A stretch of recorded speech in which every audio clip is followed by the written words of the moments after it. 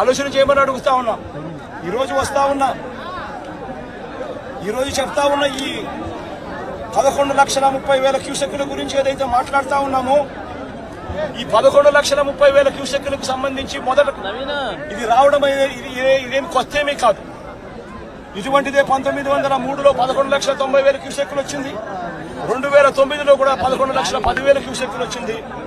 మా హయాంలో కూడా 2019, 2020, 2021, 2022లో కూడా ఇలాంటి వరదలే, ఇలాంటి రెయిన్ఫాలే నమోదు కూడా అయింది. కానీ ఇలాంటి రెయిన్ఫాల్ నమోదైనా కూడా మా హయాంలో ఎప్పుడు కూడా ఈ మాదిరిగా 11 లక్షల క్యూసెక్కులకు చేరడము, దానివల్ల ప్రజలందరూ అతలాకుతలమైన పరిస్థితులు రావడం ఎప్పుడూ జరగలేదు. 2021లో శ్రీశైలం నుంచి దిగువకు 8 లక్షల క్యూసెక్కులు, శ్రీశైలం దిగువకు 8 లక్షల క్యూసెక్కులు 2021లో కిందికి వదలడం జరిగింది. దిగువ పులిచింతల్లోకి మూసీ నది నుంచి 1,50,000 క్యూసెక్కులు రావడం జరిగింది. మున్నేరు నుంచి ప్రకాశం బ్యారేజీకి 3,50,000 క్యూసెక్కులు చేరినప్పటికీ కూడా ముందు జాగ్రత్తగా Srisailam reservoir, Nagarjuna Sagar reservoir, Pulichintala reservoir, వీటి అన్నిటిలో కూడా ముందు నుంచే ఫ్లడ్ వస్తా ఉంది అని తెలిసిన నేపథ్యంలో, వాయుగుండంగా మారుతా ఉందన్న నేపథ్యంలో, ముందు ఇన్ఫర్మేషన్ ఉన్న నేపథ్యంలో శ్రీశైలము, పులిచింతల, నాగార్జున సాగర్ డ్యాములను నీళ్లను తగ్గించి అక్కడ ఫ్లడ్ కుషన్ ఏర్పాటు చేయడం వలన డెవాస్టేషన్ రాకుండా కేవలం 8 లక్షలు 9 లక్షల క్యూసెక్కులు మాత్రమే నీళ్లు కిందికి వెళ్లిపోయేట్టుగా చర్యలు తీసుకోవడం వల్ల ఇటువంటి పరిస్థితులు రాకుండా గతంలో చేయగలిగాము అన్నది కూడా ప్రతి ఒక్కరూ కూడా గమనించమని కోరుతా ఉన్నా. ఇంతటి మ్యాన్ మేడ్ ఫ్లడ్ ను క్రియేట్ చేసినందుకు చంద్రబాబు నాయుడు మొట్టమొదటిగా ప్రజలకు క్షమాపణ చెప్పాలి.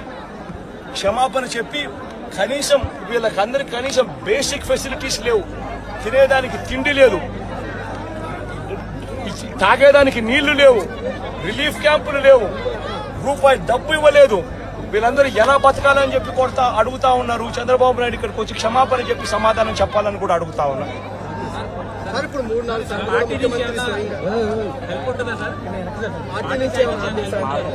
పార్టీ నుంచి మొత్తం అందరూ కూడా క్రియాశీలకంగా పార్టిసిపేట్ చేస్తారు.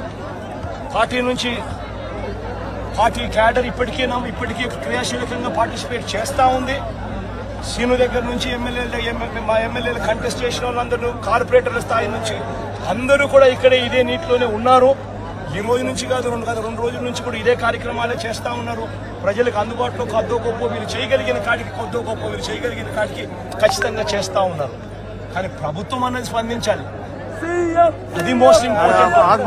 ప్రభుత్వం అనేది పలికితే జగన్ ప్రభుత్వంలో కూడా ప్రభుత్వం ఉండేది.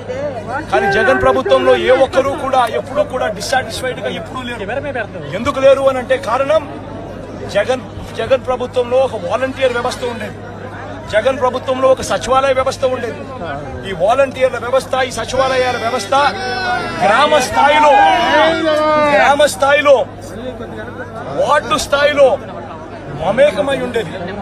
వీళ్ళందరూ కూడా వాలంటీర్లందరూ కూడా ఎప్పుడు వరద వచ్చినా, ఎప్పుడు తుఫాన్ వచ్చినా వీళ్ళ సహాయ సహకారాల వల్లే గొప్పగా ఎటువంటి కంప్లైంట్స్ ప్రజల నుంచి రాకుండా సాచురేషన్ పద్ధతిలో ప్రజలకు మంచి చేయగలిగాం.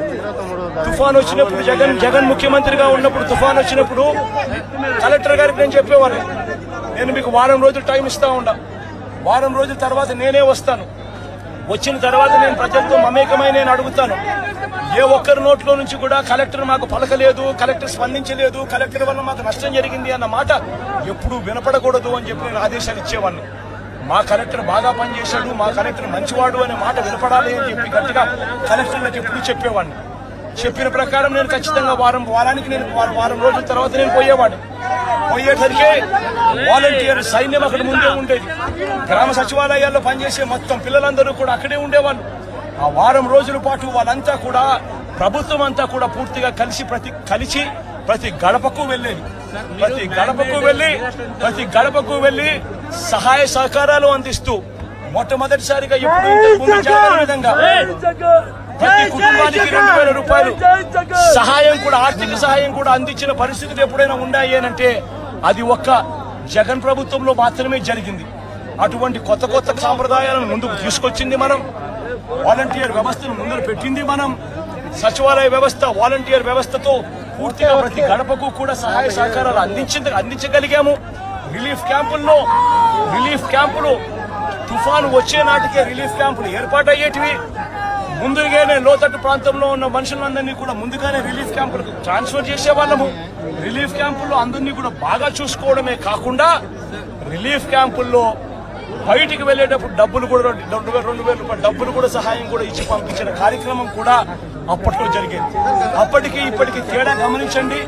చంద్రబాబు నాయుడును కూడా కనీసం ఇప్పటికైనా ప్రజలకు క్షమాపణ చెప్పి కనీసం చేయాల్సిన పనులు ఖచ్చితంగా చేయమని చెప్పి అడుగుతా ఉన్నాం.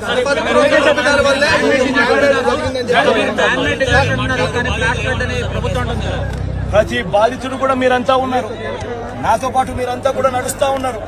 బాధితుల దగ్గర మీరు కూడా బైక్ పెడతా ఉన్నారు. బాధితులు మాట్లాడిన మాటలు మీరు కూడా విన్నారు. ఒక్క బాధితుడికైనా కానీ ఇక్కడ నుంచి మేము వస్తా ఉన్నాం, ఇక్కడ నుంచి మేము ఎక్కడికి వెళ్ళాలి అని అంటే, ఎక్కడి నుంచి ఎక్కడికి వెళ్తా ఉన్నారనంటే తెలియదు సార్, తెలియదన్నా, ఇక్కడ నుంచి పోవాలి, మా బంధువులు ఇళ్ళకు పోవాలనే మాట చెప్తా ఉన్నారు. కానీ కనీసం ఒక్క బాధితుడన్నా కానీ రిలీఫ్ క్యాంపులకు మేము పోతా ఉన్నాము, రిలీఫ్ క్యాంప్ అక్కడ ఉంది, రిలీఫ్ క్యాంప్ అక్కడ పెట్టారన్న మాట కనీసం ఒక్కడన్నా చెప్పాడని అడుగుతా ఉన్నా. కనీసం ఒక్క బాధితుడన్నా కానీ చెప్పాడని అడుగుతా ఉన్నా. మీరే విన్నారు, మీరే చూశారు. ఆ బాధితుడు నేను అడిగా, ఈ 2 రోజుల నుంచి కనీసం మీకేమైనా సహాయం అందిందా అని చెప్పి, కనీసం ఇంటికి వచ్చి ఎవడైనా డబ్బు ఇచ్చినాడా అని చెప్పి అడిగా. ఇంటికి వచ్చి మంచి నీళ్ళు ఇచ్చే కార్యక్రమం జరగలేదు సార్, డబ్బులు కదా దేవుడు ఎరుగు అని చెప్పి మాటలు వినిపించారు. మీరంతా కూడా విన్నారు.